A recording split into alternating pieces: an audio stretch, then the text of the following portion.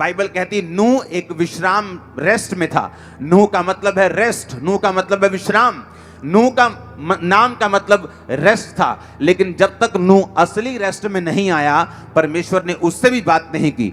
जब नूह खुद रेस्ट में आ गया, अपने नाम का मतलब अपनी जिंदगी में पूरा किया, तो परमेश्वर ने उससे बात की, नूह अब मैं इन लोगों को नाश करने वाला हूं। अब एक बड़ा तूफान आएगा, एक बड़ी बारिश आएगी और सब लोग नाश हो जाएंगे। और परमेश्वर ने उससे बात की जो आत्मिक विश्राम में था।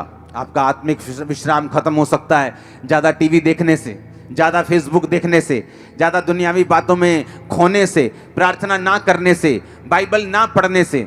बाइबल सुनना, वचन सुनना अच्छी बात है, लेकिन बाइबल पढ़ना बहुत ज्यादा जरूरी है। खुद वचन को पढ़ना सबसे ज्यादा जरूरी है, सबसे अधिक इंपॉर्टेंट है खुद वर्ड को पढ़ना। आप अगर वचन सिर्फ सुनते हैं और पढ़ते नहीं, तो भी एक अनकंप्लीटनेस, एक अधूरापन सा आपकी लाइफ में, एक हल्की सी बेचैनी, पूरी बेचैनी नहीं, आपकी लाइफ में हमेशा रहेगी, क्योंकि आप वचन को सुन रहे हैं लेकिन पढ़ नहीं रहे। जो लोग सुनते भी नहीं, पढ़ते भी नहीं, वो तो बेचैन रहते, उसमें कोई शक नहीं। उनको ना तो अपने फ्यूचर का पता है, ना वो उनको डर है कि मेरे को कैंसर ना हो जाए, मेरे को बीमारियां ना हो जाए, मेरे को ये ना हो जाए। वो हर में डरा रहता है, क्योंकि बाइबल कहती है वो विश्राम में नहीं है और परमेश्वर के साथ सहभागिता में नहीं है। लेकिन अगर एक व्यक्ति बाइबल पढ़ रहा है, हाँ, और सुन भी रहा है, क्योंकि सुनना भी जरूरी है, सिर्फ पढ़ना जरूरी नहीं है। क्योंकि अगर आप सिर्फ बाइबल पढ़ते रहें तो बाइबल के प्रकाश आपके ऊपर उतरने बंद हो जाते हैं। अगर आप एक ऐसे व्यक्ति को नहीं सुनते जिसके ऊपर परमेश्वर ने बाइबल के प्रकाशों को किया हुआ है, जब एक प्रकाश पाया हुआ व्यक्ति आपको प्रीच करता है, तो सडनली परमेश्वर आपकी स्पिरिचुअल आइज को भी ओपन करता है कि जब आप बाइबल पढ़ेंगे, आप भी उसी मसीह के साथ बाइबल पढ़ पाएंगे जिस मसीह के साथ मैं आपको प्रीच कर रहा हूं, जिस मसीह के साथ मैं पढ़ रहा हूं, जिस आत्मिक आंखों के साथ मैं पढ़ रहा हूं। जब आप इस प्रीच को सुनेंगे, आपकी अपनी स्पिरिचुअल आइज और आपके परिवार की भी ओपन हो रही है right now in Jesus name. जब आपकी स्पिरिचुअल आइज ओपन होती हैं, आप बाइबल सुन के चले जाते हैं, और वो प्रचारक जो आपको खुद बाइबल पढ़ने और आपको खुद प्रार्थना करने के लिए नहीं बोलता, वो प्रचारक सही नहीं है। अगर मैं आपको बोल रहा हूं आप वचन सुन जाओ और घर जाके वचन पढ़ो, होगा क्या? जब आप वचन पढ़ेंगे आप विश्राम में चले जाएंगे। आपको मालूम, आपके आसपास का माहौल जो है, जो गलत माहौल है, आपको वो इफेक्ट नहीं करेगा, क्योंकि आपकी जो स्पिरिट है वो विश्राम में और रेस्ट में चले जाएगी। जब आप रेस्ट में चले जाएंगे, विश्राम में चले जाएंगे, तो परमेश्वर आपसे बात करेगा। आपके उस बच्चे के लिए जो नशा करता है, आपके बिजनेस के लिए जो आप आगे लेके जाना चाहते हैं, आपके कैरियर में आपके किधर जाना चाहते हैं, आपकी सेवकाई के लिए कि परमेश्वर आपको गाइड करेगा वो कैसे बढ़ेगी, हर एक चीज के लिए परमेश्वर का आत्मा आपकी अगुवाई करना शुरू कर देगा जब आप रेस्ट में चले जाएंगे। अगर आप रेस्ट में नहीं हैं तो आप परमेश्वर की बात नहीं सुन पाएंगे, आप स्वर्ग नहीं मिस करेंगे। क्योंकि अगर आपने यीशु मसीह को ग्रहण कर लिया, बपतिस्मा ले लिया, तो आप स्वर्ग मिस नहीं करते। लेकिन धरती पर भी एक मकसद है परमेश्वर का आपको भेजने का, और जब आप उस मकसद को पूरा करते हैं, आप खुद भी रोशनी पाते हैं और आपके लोग, आपका परिवार भी रोशनी पाता है।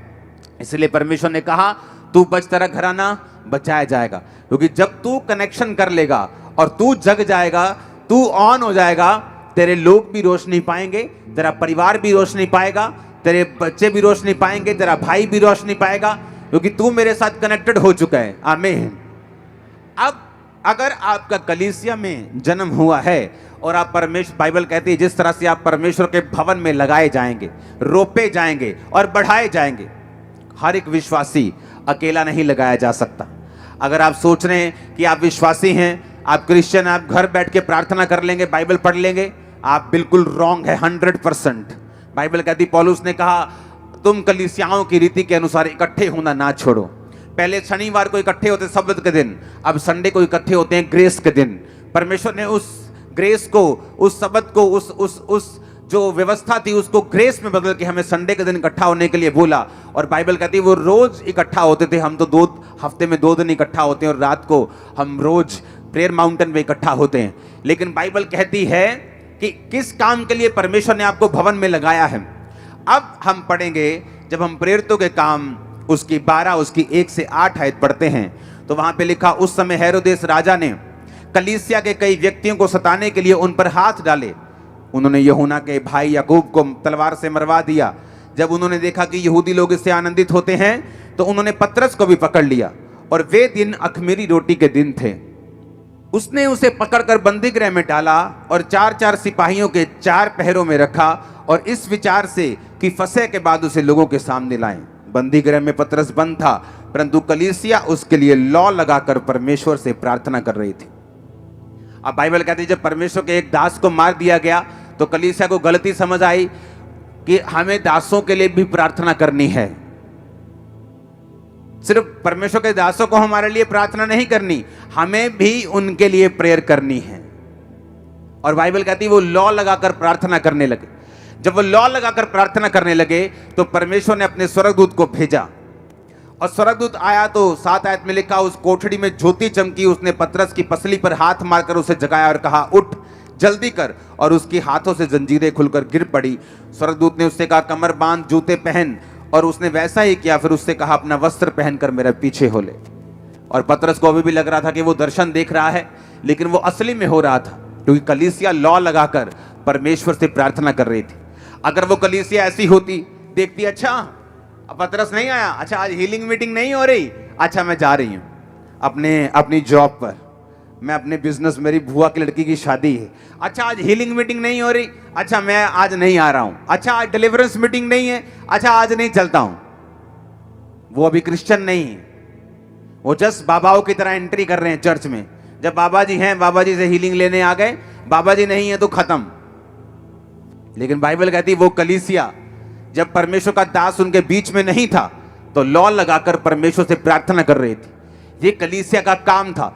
इसीलिए जो प्रेरितों के काम की कलीसिया है वो ज्यादा ब्लेस्ड और आशीषित थी। बहुत से लोग उस कलीसिया में से चुने जाते थे और वो भी लंगड़ों को चलाया करते थे। बहुत से लोग जो थे वो फाइनेंशियली बहुत ब्लेस्ड थे और कलीसिया में अपने मकानों दुकानों को बेचकर अपने पैसों को प्रेरितों के कामों में रखते थे, और कलीसियाएं बहुत जल्दी बढ़ रही थी क्योंकि हर व्यक्ति अपने काम को, अपनी ड्यूटी को पूरी अच्छी रीति के साथ कर रहा था।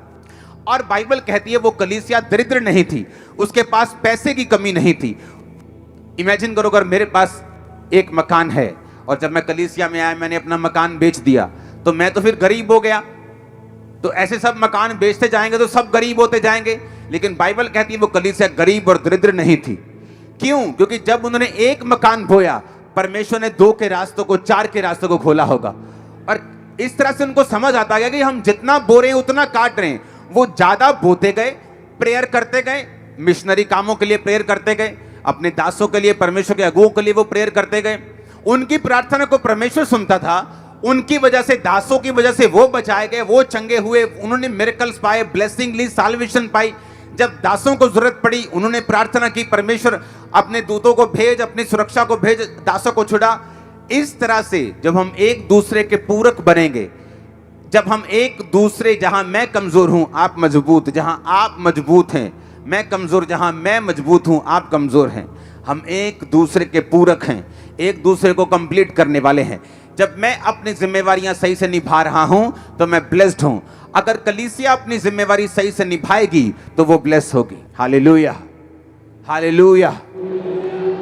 मैंने देखा है बहुत सी कलीसियाएं जो अपने पास्टर्स के दर्शनों में उनका साथ नहीं देती, क्योंकि पास्टर ने बोला होता है मुझे ये कलीसिया से कुछ भी जरूरत नहीं। ऐसे बहुत सारे पास्टर्स को मैं जानता हूं, लेकिन उस कलीसिया की जिम्मेवारी ये होती है कि उस सारे मिशनरी कामों में प्रार्थना के साथ, उपवास के साथ, पैसों के साथ, ताकत के साथ, वरदानों के साथ, जो भी कलीसिया के पास है वो उस मिशनरी काम के लिए, खुदावंद की सेवकाई के लिए, किसी धर्म के प्रीच के लिए नहीं, जीसस क्राइस्ट के प्रीच के लिए, किसी धर्म को ऊंचा, किसी धर्म को नीचा करने के लिए नहीं, यीशु मसीह के नाम को फैलाने के लिए। अगर आपका कुछ भी प्रयोग नहीं हो रहा तो बाइबल कहती है आप एक सच्ची कलीसिया नहीं हैं, आप एक राइट पाथ पे नहीं हैं, आप एक सही रास्ते पे, सही दर्शन पे नहीं हैं, और आप परमेश्वर की मर्जी को पूरा नहीं कर रहे। और इसी कारण आपकी लाइफ में कंफ्यूजन है और रेस्ट की कमी है, विश्राम की कमी है।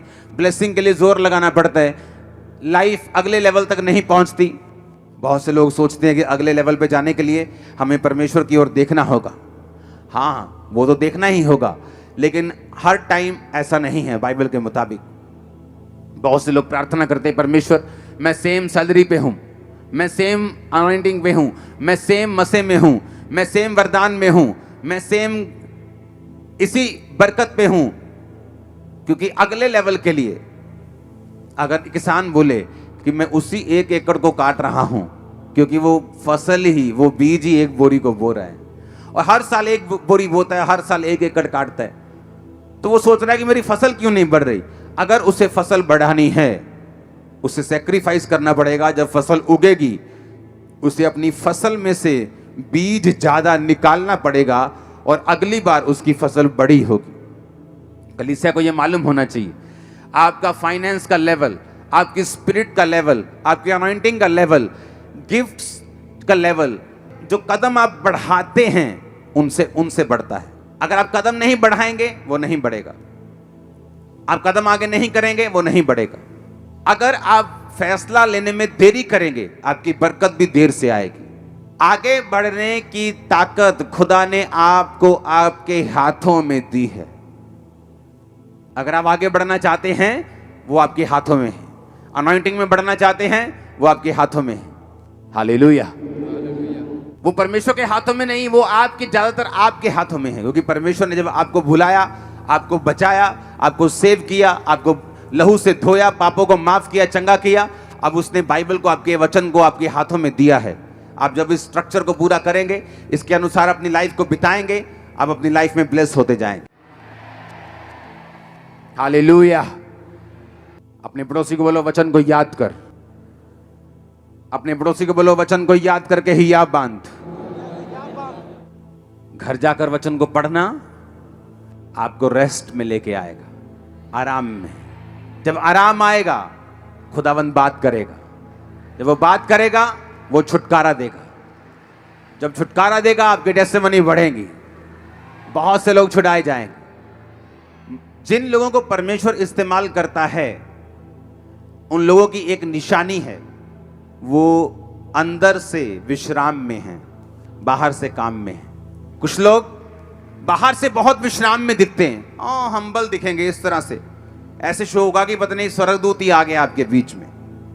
उनकी बोली हाँ ब्रदर जी, लेकिन अंदर से वो विश्राम में नहीं, अंदर से डर रहे हैं वो। और कुछ लोग बाहर से कड़क हैं लेकिन अंदर विश्राम में हैं और वो ज्यादा काम कर रहे हैं। जब अंदर विश्राम नहीं और बाहर विश्राम है तो उल्टा हो गया। इसलिए वो देखने में, सुनने में तो अच्छे लगते हैं लेकिन फ्रूटफुल नहीं, रिजल्ट नहीं। क्योंकि रिजल्ट लेने के लिए आपको इनसाइड से, अंदर से विश्राम में आना पड़ता है। और कई बार जब आप प्रार्थना में बैठते हैं, आप 4 घंटे, कई बार 5 घंटे भी लग सकते हैं, कई बार 3 घंटे भी लग सकते हैं, आपको उस विश्राम में घुसाने के लिए जो परमेश्वर ने आपको दिया हुआ, देना चाहता है। आप जस्ट कई बार 1 घंटे की प्रार्थना, धन्यवाद प्रभु जी ये मंगा, और राशन लिस्ट देके कई बार आप विश्राम में प्रवेश नहीं कर सकते। हालेलुया। कई बार जब मैं अपने प्रेयर रूम में जाता हूं तो कई बार परमेश्वर का आत्मा मुझे बोलता है तू सो जा पहले। मैं जस्ट जाते ही सोता हूं पहले, कई बार, हर बार नहीं। और 2 घंटे बाद जब मैं उठता हूं, मुझे कुछ भी करने की जरूरत नहीं। ऐसे होता है जैसे स्वर्गदूत ने सामने कॉपी रखी है और वो प्रेयर पॉइंट्स देते हैं। जस्ट उस प्रेयर पॉइंट से जब प्रेयर होती, रिजल्ट आने शुरू होते। मैं आपको सीक्रेट दे रहा हूं, वो एक ऐसी प्रार्थना में पोजीशन है, जो निशानेबाजी करते हैं लोग वो समझेंगे कि आप हड़बड़ी में निशानेबाजी नहीं कर सकते। आप भाग भाग के निशानेबाजी, एक चीज, बड़ी चीज पे निशाना लगा सकते। अगर आपको पिन पॉइंट जिसे बोलते हैं बुल्स आई, जैसे कि वो आंख पे निशाना लगाना है, तो आपको अपने आप को बिल्कुल स्थिर करना पड़ेगा। अपनी कंप कभी जो हाथ की है उसे भी कंट्रोल में करना पड़ेगा। आप जब प्रेयर रूम में जाते हैं, जस्ट वेट करो, आप थैंक करो, आप प्रेज करो, आप कोई गीत सुनो परमेश्वर का, बाइबल पढ़ो। लेकिन एक ऐसा टाइम भी आता है जब परमेश्वर आपको झिला देता है, आपको एक्टिव कर देता है। उस टाइम फिर जो प्रेयर होती है वो बेस्ट प्रेयर होती है और वो रिजल्ट लेके आने वाली होती है। और कई बार मेरे लोग मुझे देखते हैं, मैं प्रार्थना रूम में गया हूं, मैं आया ही नहीं हूं रात भर, मैं 6-8 घंटे बाद आया हूं, 10 घंटे बाद आया हूं, क्योंकि वो टाइमिंग बड़ी इंपॉर्टेंट होती है जिस टाइम में परमेश्वर का आत्मा आपको स्टिर करता हिलाता है। जिस तरह स्वर्गदूत आकर पानी को हिलाते थे और जब पानी हिलने के बाद जो लोग जाते थे वो हील हो जाते थे। इन प्रैक्टिकल बातों पे अमल करो, जो आपको बताया गया इसको फॉलो करो। लाइफ सेम नहीं होगी, लाइफ सेम नहीं होगी, मैंने कहा। आमीन। जो भी आपको बताया गया उसे कवर करो। और यही इन्हीं चीजों में आपकी ब्लेसिंग है, इन्हीं चीजों में आपकी आशीष है कि जो परमेश्वर की राइट नाउ नीड है, उसके लोगों को जो जरूरत है उसके अनुसार प्रेयर में जाना, ये आपको चाहिए। आमीन। और जब उसके अनुसार हम प्रार्थना करेंगे, हम बचाए जाएंगे, हम ब्लेस्ड भी होंगे। उसके अनुसार प्रार्थना करेंगे, परमेश्वर हमारी दिक्कतों को भी दूर करेगा, वो बीमारियों को भी दूर करेगा।